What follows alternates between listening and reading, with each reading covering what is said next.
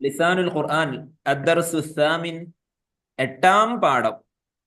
എട്ടിന് പറയുന്നത് സമാനിയ എന്നാണെങ്കിൽ എട്ട് പാഠം എന്നല്ല നമുക്ക് പറയേണ്ടത്, എട്ടാമത്തെ പാഠം അല്ലെ. എയ്ത്ത് എയ്ത്ത് ലെസൺ എന്ന് പറയും. എട്ടാം പാഠം എന്ന് ഇംഗ്ലീഷിൽ പറയുമ്പോൾ എയ്ത്ത് ലെസൺ, എയ്ത്ത് ലെസൺ, എട്ടാം പാഠം അല്ലെ.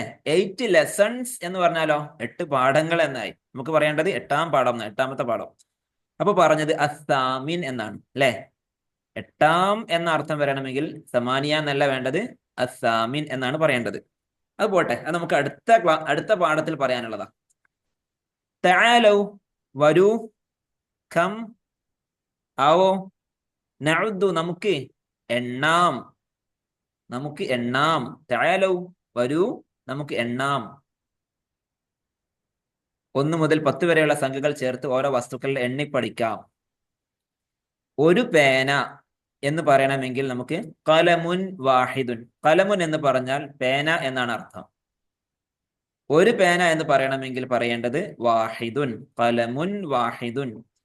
ഈ പറഞ്ഞതിൽ നിന്ന് നമുക്ക് എന്ത് മനസ്സിലായി?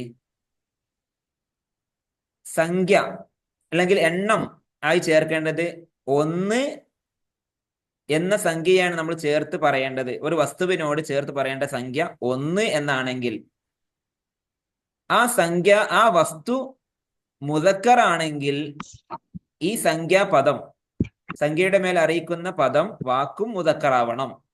ആദ്യം ആ വസ്തുവിനെ പറയണം, ശേഷമാണ് ഈ സംഖ്യാപദം പറയേണ്ടത്. സംഖ്യാപദം ഏതാണ്? അദദ്, ഇസ്മുൽ അദദ് അല്ലെ. അദദിന്റെ ഇസ്മ വാഹിദുൻ എന്നതാണ്. വാങ്ങ് കൊടുക്കുന്നുണ്ടെങ്കിൽ ഷോർട്ട് ബ്രേക്ക്.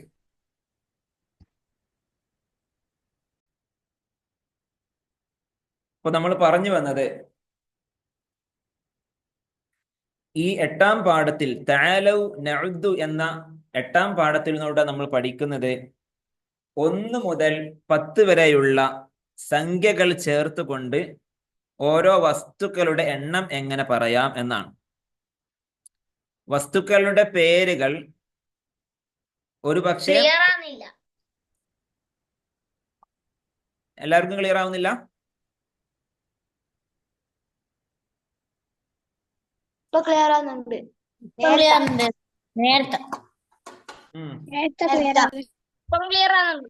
മതി മതി.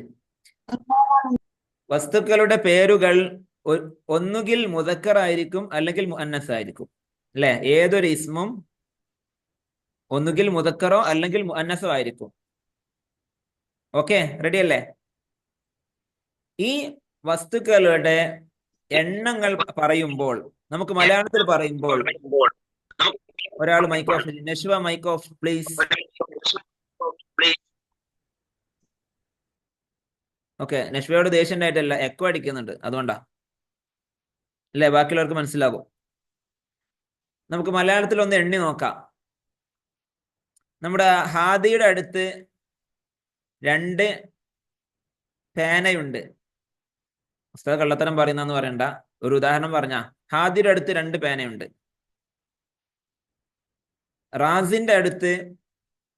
റാസിന്റെ വീട്ടിൽ 3 കസേരയുണ്ട്. ഇഷാന്റെ അടുത്ത് ഒരു തൊപ്പിയേ ഉള്ളൂ, ഒരു തൊപ്പി. അതുകൊണ്ടാണ് എല്ലാ ദിവസവും ഒരേ തൊപ്പി ഇടുന്നത്, അങ്ങനെയല്ല, അതൊന്നും വിചാരിക്കേണ്ട, ഉദാഹരണം പറഞ്ഞതാണ്. 2 ഉണ്ട്. ഓക്കെ, ഒരു ഉദാഹരണം പറയാം. അപ്പൊ നമ്മൾ മലയാളത്തിൽ പറയുമ്പോ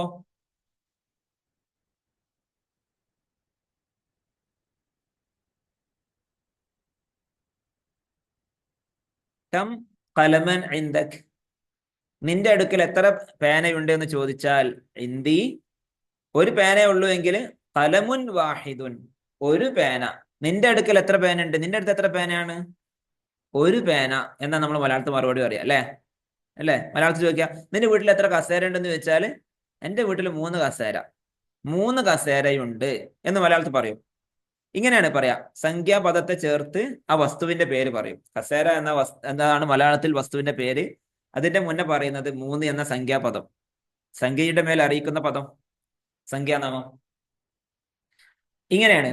അപ്പൊ ഇതില് നമുക്ക് നേരെ അറബിയിലാക്കുമ്പോ ഇവിടെ വരുന്നത് അദദ് ഉണ്ട്. അദദ് എന്ന് പറഞ്ഞാൽ എണ്ണത്തിന്റെ മേലെ അറിയിക്കുന്ന സംഖ്യ, വാക്ക്, പദം, അതാണ് അദദ്. ഇവിടെ വാഹിദ്, ഇസ്നാനി, സലാസ, അർബഅ, ഖംസ, സിത്ത, സബ്അ, സമാനിയ, തിസ്അ, അശറ. അല്ലെ? ഈ സമാനിയന്റെ അടുത്തെത്തുമ്പോ നിങ്ങളെ മനസ്സിൽ പെട്ടെന്ന് വരുന്നൊരു വാക്ക് ഉണ്ടായിരിക്കും. വേറെ ഏത് വാക്ക് മറന്നാലും നിങ്ങൾ ആ വാക്ക് ഞാൻ പറഞ്ഞ മറന്നുപോയി ഉണ്ടാവില്ല. സമാനിയന്റെ സ്ഥാനത്ത് ഞാനൊരു വാക്ക് പറഞ്ഞിരുന്നു. എന്തായിരുന്നു?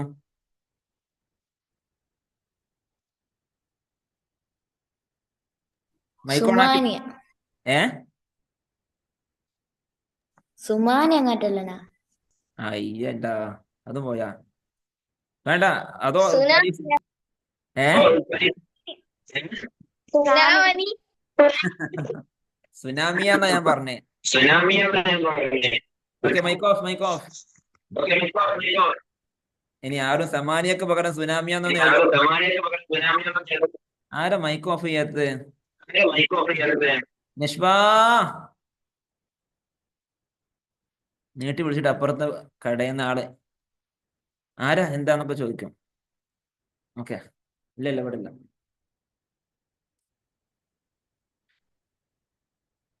ഓക്കെ, ഒരു പേന, രണ്ട് പേനകൾ, മൂന്ന് പേനകൾ എന്നൊക്കെ പറയണ്ടേ? അത് നമുക്ക് ഇതിൽ ശ്രദ്ധിക്കാനുള്ളത്, 1, 2 എന്നീ സംഖ്യകൾ ചേർത്താണ് വസ്തുവിന്റെ പേര് പറയണമെങ്കിൽ രണ്ട് കാര്യങ്ങൾ ശ്രദ്ധിക്കണം. ഒന്ന്, ആദ്യം നമ്മൾ പറയേണ്ടത് വസ്തുവിന്റെ രണ്ടല്ല 3 കാര്യങ്ങൾ ശ്രദ്ധിക്കണം. അതിൽ ഒന്നാമത്തത്, ആദ്യം തന്നെ ആ വസ്തുവിന്റെ പേരാ പറയേണ്ടത്. രണ്ടാമത് ശ്രദ്ധിക്കേണ്ടത്, രണ്ടാമതാണ് ആ വസ്തുവിന്റെ എണ്ണത്തിന്റെ പേര് പറയേണ്ടത്. 1, 2 സംഖ്യകളാണ് ചേർത്ത് പറയേണ്ടത് എങ്കിൽ കേട്ടോ, ആദ്യം വസ്തുവിന്റെ പേര് പറയണം. പിന്നെ എത്ര സാധനങ്ങൾ ഉണ്ട് എന്ന് അറിയിക്കുന്ന, ഒന്നാണെങ്കിൽ 1 എന്ന അർത്ഥം വരുന്ന വാക്ക് പറയണം. രണ്ടെണ്ണാണെങ്കിൽ 2 എന്ന് അറിയിക്കുന്ന പദം പറയണം. പിന്നെ മൂന്നാമത് ശ്രദ്ധിക്കേണ്ടത് എന്താണ്? വസ്തുവിന്റെ പേര് മുദക്കർ ആണെങ്കിൽ ഈ പറയുന്ന എണ്ണത്തിന്റെ മേൽ അറിയിക്കുന്ന പേരും വാക്കും മുദക്കറാവണം. വസ്തുവിന്റെ പേര് മുഅന്നസ് ആണെങ്കിൽ ഈ പറയുന്ന എണ്ണത്തിന്റെ മേൽ അറിയിക്കുന്ന വാക്കും മുഅന്നസ് ആവണം. ഓക്കെ, ഇങ്ങനെ 3 കാര്യങ്ങൾ ശ്രദ്ധിക്കാനുണ്ട്. 1, 2 സംഖ്യകളാണ് ചേർത്ത് പറയുന്നതെങ്കിൽ. എന്നാൽ 3, 4, 5, 6, അതായത് 3, 4, 5, 6, 7, 8, 9, 10 ഇതിലേതെങ്കിലും സംഖ്യകൾ ചേർത്താണ് പറയുന്നതെങ്കിലോ അവിടെ ഈ പറഞ്ഞതിനൊക്കെ നേരെ ഓപ്പോസിറ്റ് നിയമമാണ്. ഒന്നാമത് പറഞ്ഞ നിയമം എന്താണ്? ആദ്യം വസ്തുവിന്റെ പേര് പറയണം എന്ന് പറഞ്ഞു. എന്നാൽ അതിന്റെ നേരെ ഓപ്പോസിറ്റ് പറഞ്ഞാൽ ആദ്യം പറയേണ്ടത് വസ്തുവിന്റെ പേരല്ല, ആദ്യം എണ്ണമാണ് പറയേണ്ടത്. രണ്ടാമത് പറഞ്ഞത് രണ്ടാമതാണ് എണ്ണത്തിന്റെ പേര് പറയേണ്ടത്. അപ്പൊ അതിന്റെ ഓപ്പോസിറ്റ് ഒന്നാമതാണ് എണ്ണത്തിന്റെ പേര് പറയേണ്ടത്. രണ്ടാമത് പറയേണ്ടത് എന്താണ്? വസ്തുവിന്റെ പേര്. മൂന്നാമത്, വസ്തു മുദക്കർ ആണെങ്കിൽ എണ്ണം മുദക്കർ ആവണം എന്നാണ് നമ്മൾ നേരത്തെ പറഞ്ഞത്. ഇവിടെ പറഞ്ഞതോ വസ്തു മുദക്കർ ആണെങ്കിൽ എണ്ണത്തിന്റെ മേൽ അറിയിക്കുന്നത് മുഅന്നസ് ആയിരിക്കണം പറഞ്ഞല്ലോ. അപ്പം ആദ്യം പറഞ്ഞതിന് നേരെ ഓപ്പോസിറ്റ് നിയമങ്ങളാ. ഇതിൽ നാലാമതൊരു കാര്യം കൂടെ ശ്രദ്ധിക്കാനുണ്ട്. എന്താണ്? അല്ലെങ്കിൽ എണ്ണത്തിൻ്റെത് ആദ്യം പറഞ്ഞല്ലോ. എണ്ണത്തിന്റെ മേലെ അറിയിക്കുന്ന വാക്കിന് അവസാനത്തിൽ ലൊമ്മാണ് ഉണ്ടാവുക, തെൻവീൻ ഉണ്ടാവില്ല. ലൊമ്മ് മാത്രമേ ഉണ്ടാവുള്ളൂ, ഒരു ലൊമ്മ്. ഇപ്പൊ സലാസത്തു 3 എണ്ണം എന്നാണ്, 3 പേനകൾ എന്ന് പറയണമെങ്കിൽ കലം എന്നതിന്റെ ജംആകുന്ന അഖ്ലാം എന്ന പദം പറയണം.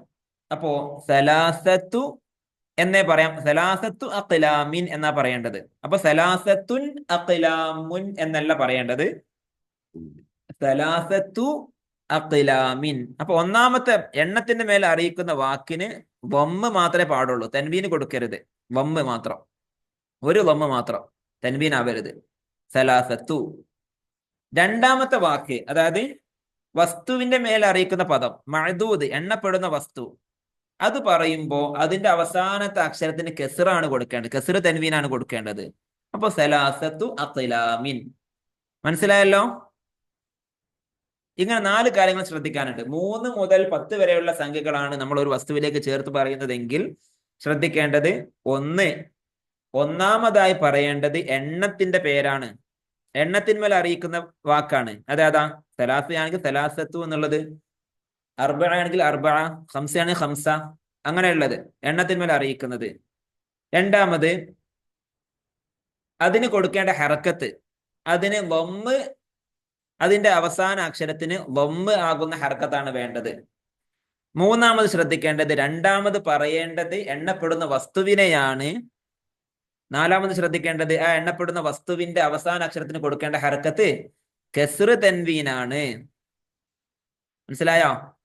കെസ്റ് തെൻവീനാകുന്ന ഹറക്കത്ത് കൊടുക്കും. ഇങ്ങനെ 4 കാര്യങ്ങളാണ് ഈ മൂന്നിന്റെ മേലെ 10 വരെയുള്ള 10 ഉൾപ്പെടെയുള്ള സംഖ്യകൾ ചേർത്തുകൊണ്ടാണ് നമ്മൾ വസ്തുവിന്റെ എണ്ണം പറയുന്നതെങ്കിൽ ശ്രദ്ധിക്കേണ്ട കാര്യങ്ങൾ നമ്മൾ നോട്ട്ബുക്കിൽ അങ്ങനെ തന്നെ മലയാളത്തിൽ എഴുതി വെച്ചാൽ മതി. അറബി മലയാളത്തിൽ എഴുതി വെക്കുക നോട്ട്ബുക്കിൽ കേട്ടോ.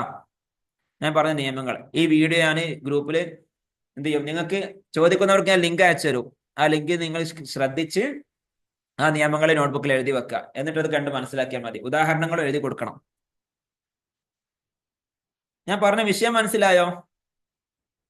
ഒന്ന് മൈക്കോണാക്കി പറയൂ. ആ 1, 2 സംഖ്യകൾ ചേർത്ത് ഞാൻ ഉദാഹരണങ്ങൾ പറയാം. 1, 2 സംഖ്യകൾ ചേർത്ത് പറയുമ്പോൾ പാലിക്കേണ്ട നിയമങ്ങൾ: ആദ്യം വസ്തുവിന്റെ പേര് പറയണം. രണ്ടാമത് പറയേണ്ടത് എണ്ണത്തിന്മേൽ അറിയിക്കുന്ന വാക്കാണ് പറയേണ്ടത്. മൂന്നാമത്തെ കാര്യം എന്താ? വസ്തു മുദക്കറാണെങ്കിൽ എണ്ണത്തിന്മേൽ അറിയിക്കുന്ന വാക്കും മുദക്കറാവണം. ഇങ്ങനെ 3 കാര്യങ്ങളാണ്. അപ്പൊ അങ്ങനെ നമുക്ക് കുറച്ച് മുദക്കറായ പേരുകൾ മനസ്സിലാക്കാം. എവിടെ? നഖ്റഉ വ നഫ്ഹമുൽ ഫർഖ എന്ന ഭാഗത്ത് കാണാം. കിതാബുൻ അതൊരു മുദക്കറായ വാക്കാണ്. കുർസിയുൻ, കുർസിയാനി എന്നതും മുദക്കറായ വാക്കാണ്. പിന്നെ വറഖ്, ഔറാഖ് വറഖ് എന്നതിന്റെ ജംആണ് ഔറാഖ്, മുദക്കറാണ്. ത്വാലിബ് എന്നതിന്റെ ജംആണ് തുല്ലാബ്, അതും മുദക്കറാണ്. പിന്നെ കിതാബിന്റെ ജംആണ് കുതുബ്, അതും മുദക്കറാണ്.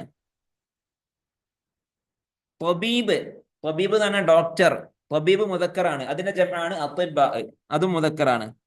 തുയൂറ്, ത്വയ്റ് എന്താണ്? പക്ഷി, തുയൂറ് പക്ഷികൾ, അതും എന്താണ്? മുദക്കറാണ്.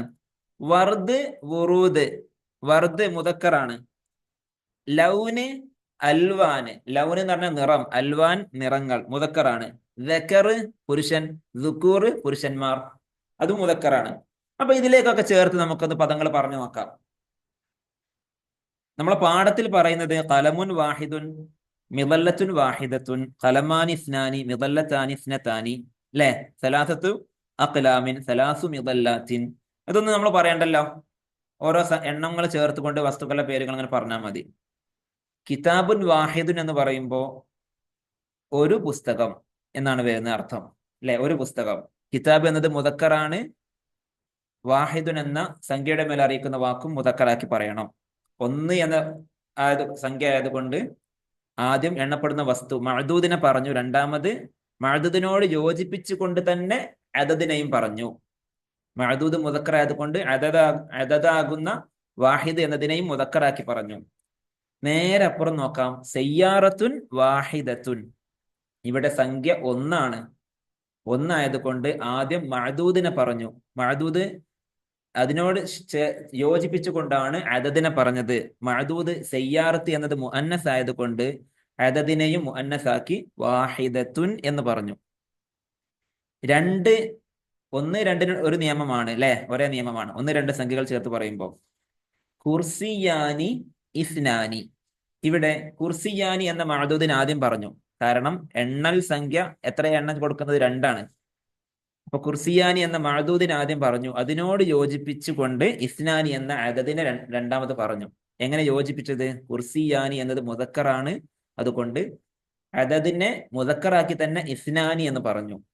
നേരെ അപ്പുറം നോക്കാം. ഖാബിലത്താനി ഇസ്നതാനി, ഖാബിലത്താനി എന്ന മഅദൂദിന് ആദ്യം പറഞ്ഞു. കാരണം ഇവിടെ എണ്ണൽ സംഖ്യ 2 ആണ്, അല്ലെ? ആദ്യം പറയണം. ആ മഅദൂദിനോട് യോജിപ്പിച്ചുകൊണ്ട് തന്നെ അദദിനെ രണ്ടാമത് പറഞ്ഞു. ഖാബിലത്താനി എന്നത് മുഅന്നസ് ആണ്, അതുകൊണ്ട് എണ്ണൽ സംഖ്യയാകുന്ന 2 എന്ന അർത്ഥം വരുന്ന ഇസ്നതാനി എന്ന മുഅന്നസാക്കി തന്നെ പറഞ്ഞു. കാരണം ഖാബിലത്താനി എന്നത് മുഅന്നസ് ആണ്, അതുകൊണ്ട് അതതിന്റെ ഇസ്മ ഇസ്നത്താൻ എന്ന് മുഅന്നസാക്കി പറയണം. ഓക്കെ, മനസ്സിലായല്ലോ? എല്ലാവരും റെഡിക്ക് ഇരിക്കുക, നേരെ ഇരിക്കുക, താടക്ക് കുത്തു കൊടുക്കരുത്, നിവർന്നിരിക്കുക. പിന്നെ വായിക്കേണ്ടത് സലാസത്തു ഔറാഖിൻ. അർത്ഥം പറയാം. കിതാബുൻ വാഹിദ് എന്ന് പറഞ്ഞ ഒരു കിതാബ്, ഒരു പുസ്തകം. സയ്യാറത്തുൻ വാഹിദത്തുൻ ഒരു കാറ്. കുർസിയാനി ഇസ്നാനി രണ്ടു കസേരകൾ. ത്വാബിലത്താനി ഇസ്നത്താനി രണ്ടു മേശകൾ. സലാസത്തു ഔറാഖിൻ മൂന്ന് വറക്കുകൾ, പേപ്പറുകൾ.